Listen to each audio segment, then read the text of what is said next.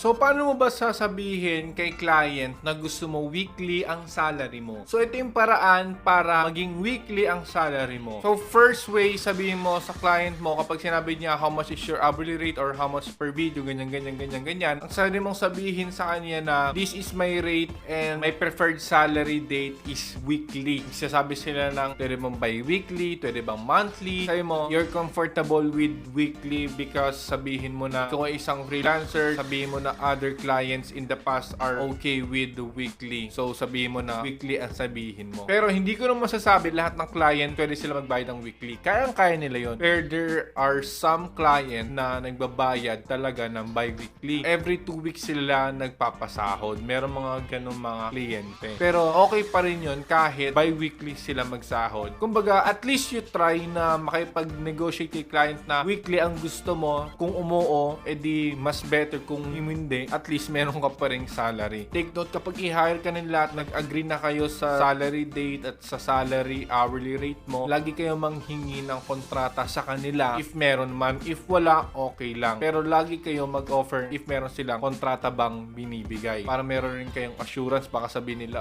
hindi sabi ko sa'yo dati $4 per hour ka lang. Kumbaga wala kayong pruweba na meron kayong pinag-usapan dahil baka mamaya by call lang kayo nagsalita. Okay lang sana kung by chat dahil may screenshot, pero kung by call, kung wala kang recorded, wala na, talo ka. So lagi kayong mag-chat para may screenshot mo or pwede kayo humingi ng kontrata sa kanila. So yun yung way para maging 2 weeks yung sahod mo doon sa kliyente mo. Mag-try ka at magbibigay ako ng mga templates ulit down below para magkaroon kayo ng extra templates para magamit mo at copy-paste na lang yan. And see you on the next module.